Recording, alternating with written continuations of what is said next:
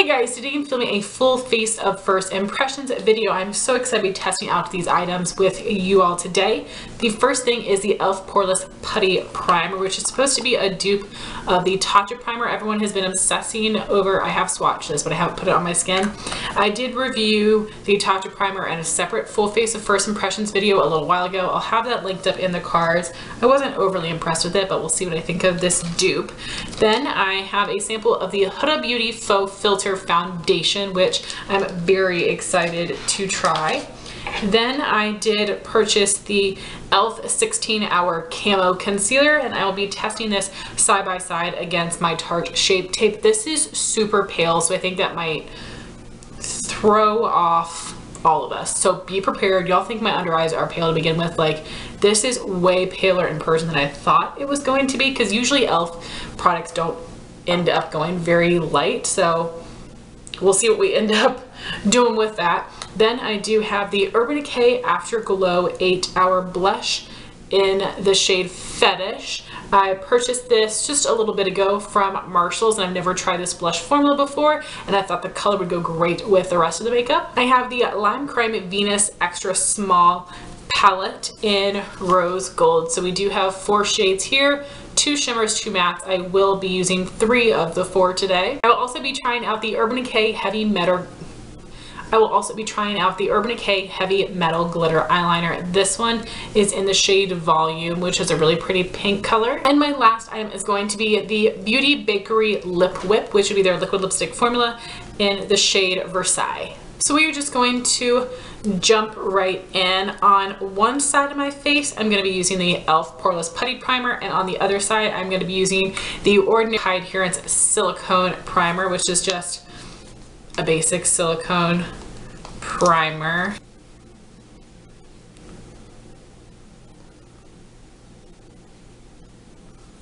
When I first swatched this, it feels really slippery and like it has an oily layer, so I just pressed down a little bit harder to actually pick up some of the product, and that seemed to help. So it's a little chunky here.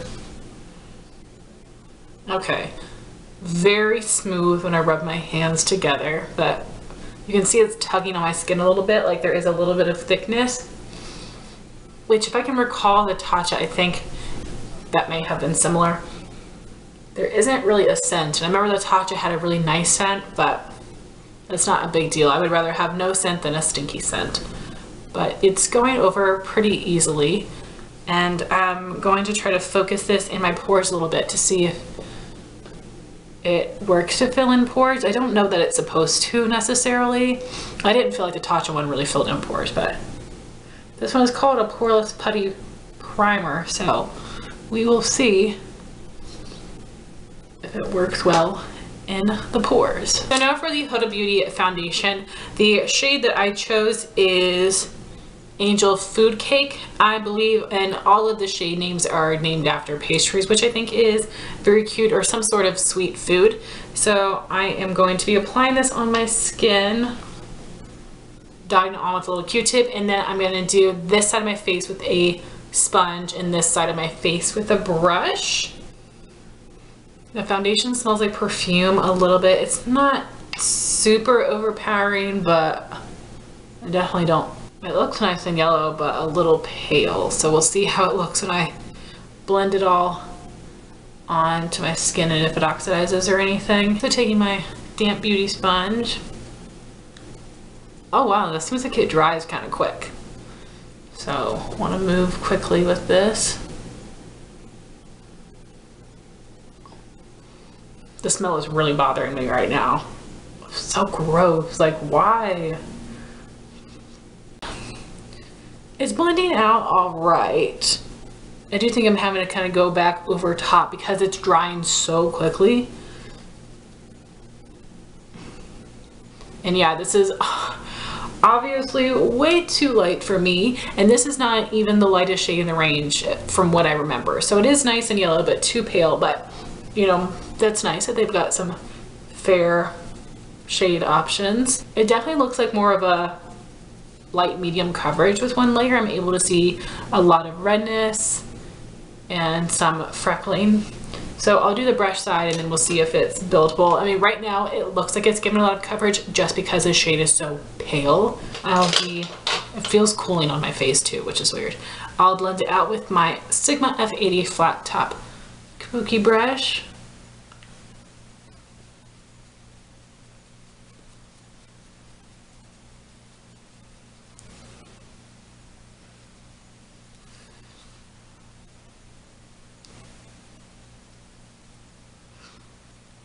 It already looks like more coverage on the brush side, which is usually how it goes. It's blending out easier with the brush than it did with the sponge. So yeah, I feel like this is like a light coverage and this is more of a light medium. Right now I can still see a good bit of redness, but it looks more even overall. So now we will apply a second layer, see if it's buildable. Oh yeah, that definitely is looking buildable. It looks like there's a lot more coverage right there than there is right there, so that's good.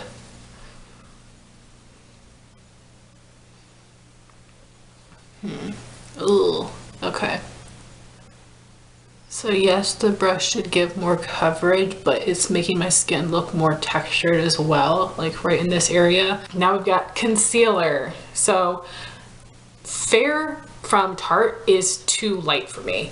This is even paler than that. This is Fair Warm from e.l.f. It's their lightest color, but again, every time I bought a foundation from e.l.f., it's too dark or too pink, so I thought like this was not actually gonna be that pale, and it is. So again, forgive the shade. So I am going to apply the Tarte and Fair on this side under my eye. Then we are gonna take the e.l.f. concealer, which is their 16-hour Camo Concealer. It's supposed to be like a dupe of Tarte Shape Tape. You have the same big doe foot applicator, and oh my gosh, it's so pale. But it has a nice thick consistency, and I am going to blend it out with my sponge. So starting with the Tarte side. Then I'm gonna flip the sponge over to the rip side, and we will go for the e.l.f. Wowie.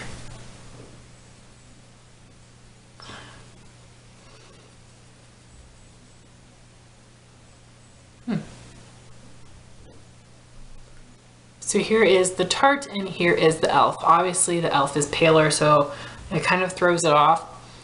I can see more of my dark spots on the side with the e.l.f. That could have to do with the shade, because it's just like highlighting the area instead of covering it because it's so pale here. So this doesn't seem full coverage like the Tarte. This might be more of a medium coverage concealer, but I still think that's fine. Ugh, I wish I had this in the right shade so I could evaluate it better, but this will be a nice brightening shade for me, but it did blend out really easily, which is great. So I do like it. So now my face is completely set, and I did apply my bronzer as well and my contour. I did, however, take a little bit of bronzer on my stippling brush and go over my whole face to try to help the shade work out better.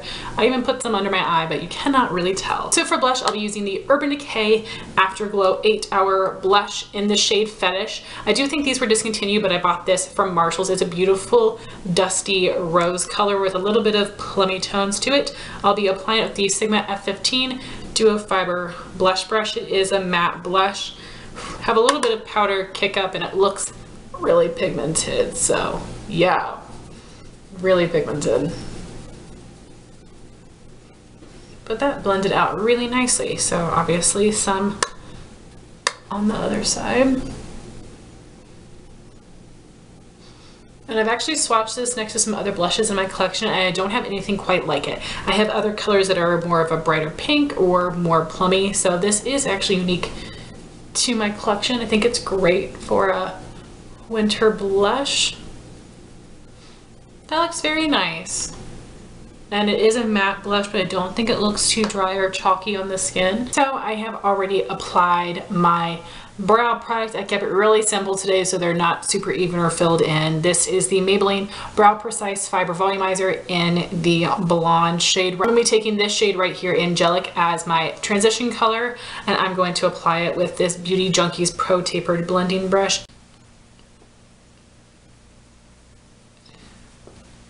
Okay, that is nice and pigmented, which is why I'm using this larger fluffy brush, because I thought it might be a little intense for my skin tone for a transition color. Jumping into the lid color, I'm going to use the Mercier Caviar Stick in Rose Gold as a base, and I'll do the base on one eye so you can see the difference. So I'm gonna apply the base. So I just applied rose gold all over my lid, and I am going to be using the shade Divinity as my lid color. It is the lighter, more golden tone. Pack that on the lid right over top of the cream base. And look how metallic that is. That's so pretty. So I am having to kind of go back in. So that is what it looks like with the cream base. So now we'll see what it looks like on its own, just over top of the NARS primer.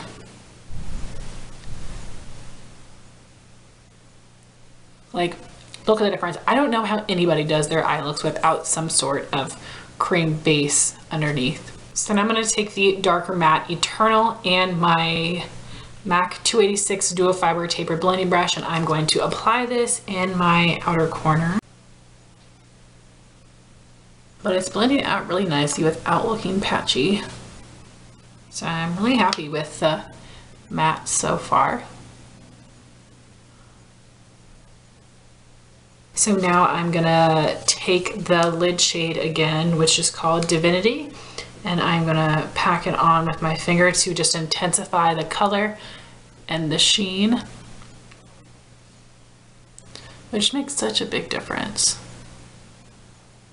Like, bam! And we'll do it on this sad little eye over here. But I did want to ask you guys, when I do my full face of first impressions videos, do you think that I should continue doing this where I do cream shadow base on one eye and then I just use just primer on the other eye? Should I continue doing that or only use the cream base? So let me know. We are all done with shadow. That was super quick and easy. Now for the Heavy Metal glitter liner. I did buy the holiday set, which had a few colors in it, but I thought I would go with the more pinky shade, and a lot of people use this for a glitter cut crease.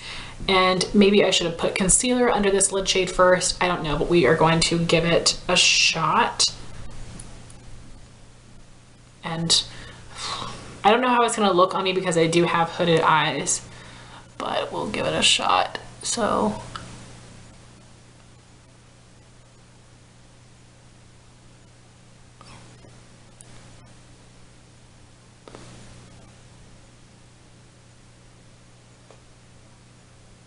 is this right? I feel like Kelly Gooch has a tutorial on glitter cut creases, so I need to go back and look at that now that I have products to create one. So I'm going to keep my eye closed a bit so I can give it some time to dry. That's really pretty. It does show up really nicely, even though this isn't like insanely opaque. So I'm going to do it on the good eye. Oops. Got a little thick on that one, a little high up, but it's my first time trying it. Simple, subtle, pretty, and I do like this color. It's like a warm pink. So here we are with the eye look all complete. I think that the glitter cut crease is really subtle with the way that I'm applying makeup today, but I think it looks really pretty. So I did apply my mascara as well. I'm using the Lancome Hypnose Drama mascara. So lastly, all we have to do is lips. I'm super excited about this.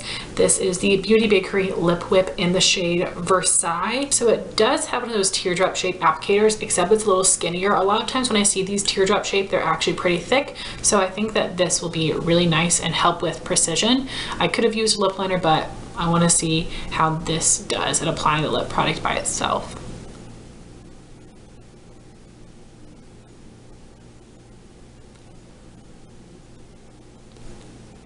So it definitely has more of a liquid formula instead of a mousse. It's pretty thin.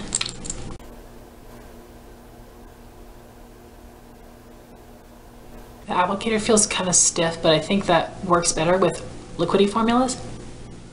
When you rub your lips together, it feels really creamy, but kind of sticky. So I probably should not rub my lips together because this is a liquid lipstick. So here are what all the products look like on my skin. Right now it is 1:30. We're having a late start to the day, but I am going to give you guys my final thoughts several hours from now, so I will see you then. Hey guys, I am back to give you my final thoughts on all of these first impression products. It is 9:30 p.m. so I've had this makeup on for 8 hours. I think I'm looking a bit of a mess right now due to several factors. I think I'm looking rather greasy. I think I look equally as oily on both sides of my face, and I do think that this foundation did oxidize a bit because now I think my face looks a little dark for my neck, and I didn't need to go in with all that bronzer. This under eye is still looking super bright, but I did the best that I could under the circumstances. So anyway, we'll go product by product. So first is the e.l.f. Poreless Putty Primer.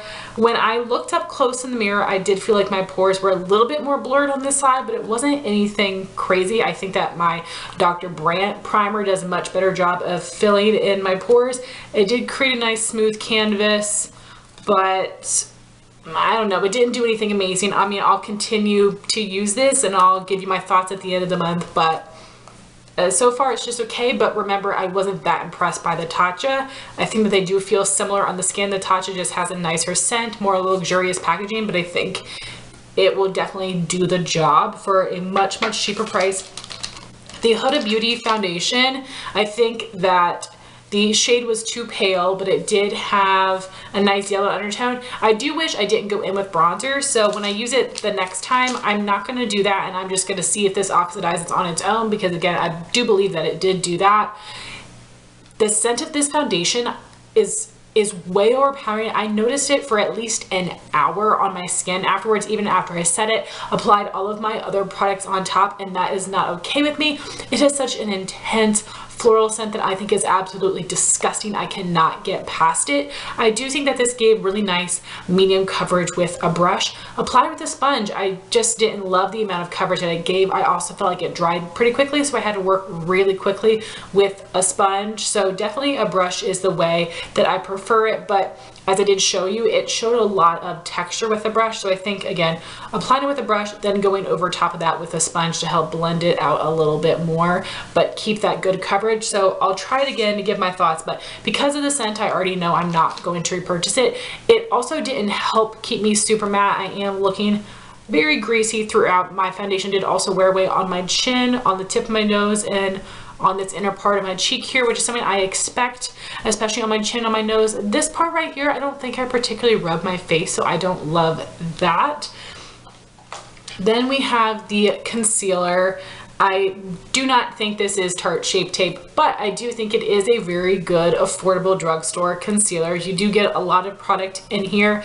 If you are paler than me, which is NC15 skin tone, if you're an NC10, I think this would be a great shade match for you, and it might even help brighten. It's a little too pale for me, and I would love to try this again in my right shade, because it's hard to kind of tell about the formula when you have the wrong color, but I'd definitely be using this as a mixer with other concealers. I don't think this has full coverage. I would say it has medium, but when I get up close in the mirror, I feel like both the e.l.f. and the Tarte emphasize my wrinkles the same. I don't have a ton of lines under my eyes, which is very lucky, but I was still able to see a lot of the darkness I have under my eyes with the e.l.f. concealer as compared to the Tarte, which again could have something to do with the shade, but I also think that mostly had something to do with the coverage. So if you feel like the Tarte Shape Tape has way too much coverage, but you don't want something sheer, I think this is a really good high medium. So it's a good product. Again, just beware of the shades. And then We had the Urban Decay blush in Fetish. I think it's a pretty color. I am still able to see it on my cheeks. Nothing about this blows my socks off. It performs well. It's a pretty color. I definitely didn't need this one, but as I said, it is different than the other blushes I had in my collection, so this is a good product. I'm just not over the moon about it. Then we have the Lime Crime Venus Extra Small Rose Gold palette. So here what my eyes look like up close. This one has the cream base on the lid and this one has nothing. I feel like the lid shade has significantly worn away. I basically have the most color right by my lash line, but then like the rest of my lid, it's almost completely gone away, which is really sad. So I'm not happy about that. The matte colors are still really intense in the crease. They blend in nicely. I do think that this is very pretty. I got this on sale during the holidays for half off, so I think it was only $10, and that's a pretty good price. I think that this is really bulky packaging for a quad. I wish it was much smaller. Like if they could have made this like as skinny as one of the ColourPop palettes, kept the same packaging, like literally if you could just take out the center part here and made it more compact, I would have liked it so much more. It just feels bulky and like a waste for 4 shadows. So for $20, not worth it. For $10, I think it's worth it. Then we have the Urban Decay Heavy Metal Glitter Liner in the shade Volume, which is a really beautiful pink color. I used it for the glitter cut crease. I think it looks a little messy. It was my first time using it, and I think I might want to cut my crease with concealer, maybe do a wing liner, and then do this to really make it stand out. I actually do think it wore really nicely. I didn't have any glitter chunks on my face, and it did dry down really nicely. It hasn't flaked off. I think it worked really well. I think it's a good product. I would just love your tips on how you like it best. And lastly, we have my lip color. This is the Beauty Bakerie Lip Whip in the shade Versailles, and this is product that I applied 8 hours ago. Considering that, that's impressive. I ate grilled cheese for lunch. I ate nachos and nacho fries from Taco Bell for dinner. Like, this looks great for 8 hours of wear, but I am not in love with this. I think the color is pretty. I like the moussey formula of this, but it was very, very sticky on my lips up until I ate lunch, which was like an hour later, and then it wasn't sticky anymore. But I had also just eaten lunch, so it took away a bit of that top layer, but yet I didn't have any patchiness, which was very impressive. But at that point, it did start to feel a little bit tight and a little dry. And then I ate dinner. I expected it to break up. It didn't really, but I think my lips look kind of ugly right now. So if you guys can see, it has completely settled into every crack. And the thing is, right in the cracks, the product is worn away. So, and I go like this, you can, maybe not in this crappy camera. And I go like this, you can see the cracks in the lipstick. So I'm gonna give this a few more chances to see if maybe it was because I rubbed my lips together right after I applied it that it felt kind of sticky like that. So while I'm happy that I still have product on my lips after 8 hours, I don't think that my lips look cute, especially in person, and it has just emphasized every little crack, and I think that it looks very unattractive. And the fact that it was so sticky is something I do not love. That's like the Maybelline Superstay Matte Ink Lip colors. They wear for a really long time, but because they're so sticky, I just don't love them. We need to give it a few more chances. Honestly, there's nothing in today's video that I'm overly impressed with, and there's nothing that I really hate. Everything is just so-so. So I'm excited to test everything out more and give you my full final thoughts in my monthly favorites and product updates. I would love to know your all's thoughts if you have tried out any of these products in the comments down below. Thank you all so much for watching this video. Please like, comment, and subscribe, and I'll talk to you soon. Bye guys.